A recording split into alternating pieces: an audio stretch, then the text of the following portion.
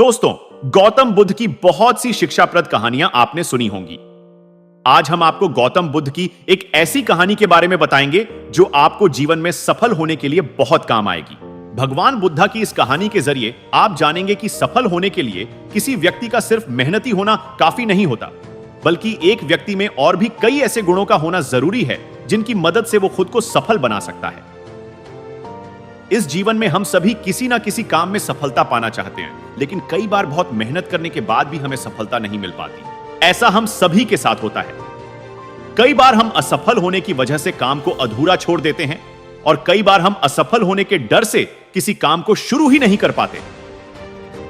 आज की इस सफलता के लिए गौतम बुद्ध की प्रेरणादायक कहानी के जरिए आप जानेंगे कि सफलता पाने के लिए एक व्यक्ति के अंदर क्या-क्या गुण होने चाहिए।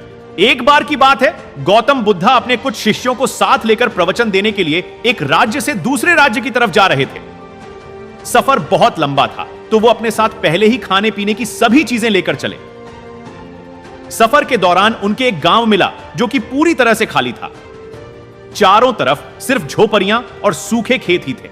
उसे देखकर ऐसा मालूम पड़ता कि वहां के सभी लोग पानी की कमी के चलते अपना सब कुछ छोड़कर वहां से कहीं और चले गए हैं। उस गांव में एक छोटा सा कुआं भी खुदा था। बुद्ध के शिष्यों ने जब उस कुएं में झांका तो वो भी खाली था। उस कुएं में सिवाय धूल के और कुछ नहीं था। अंधेरा भी होने का था, तो गौतम बुद्ध ने अपने शिष्यों को एक रात वहीं गुजारने को कहा। अगले दिन सुबह वो सभी गांव से निकलने लगे। वो लोग जैसे ही गांव से थोड़ा बाहर निकले तो उन्होंने देखा कि एक जगह पर बहुत सारे छोटे बड़े गड्ढे खुदे हुए थे।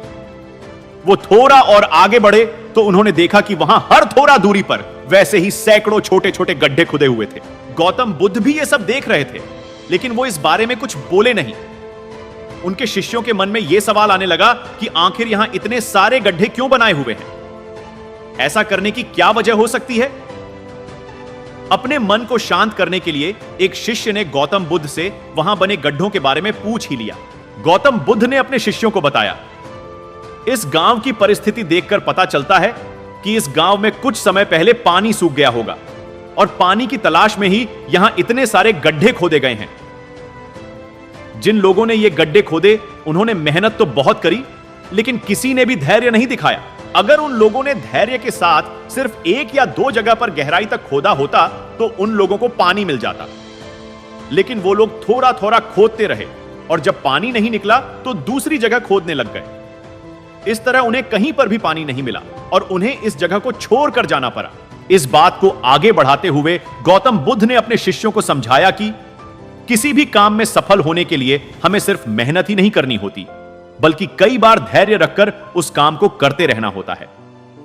जब मेहनत से सफलता नहीं मिलती तो धैर्य काम आता है।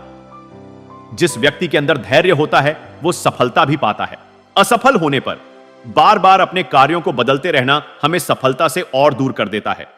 इसलिए किसी काम में अगर आप बहुत मेहनत करते हैं लेकिन सफल नहीं हो पाते तो थोड़ा धैर्य रखें। अगर आपका काम और लक्ष्य सही होगा तो सफलता जरूर मिलेगी। इस कहानी को सुनकर आप ये बात तो जान ही गए होंगे कि सफल होने के लिए हमारे अंदर धैर्य होना कितना जरूरी है।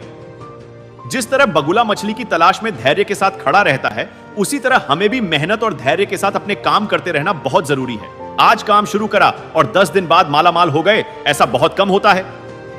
किसी भी काम को सफल होने में समय लगता है और उस समय काम आता है हमारा धैर्य। इसलिए किसी भी काम को यह सोचकर शुरू ना करें कि आपको सब कुछ जल्दी से मिल जाएगा। धैर्य पूर्वक मेहनत करते रहें, सफलता आपको जरूर मिलेगी।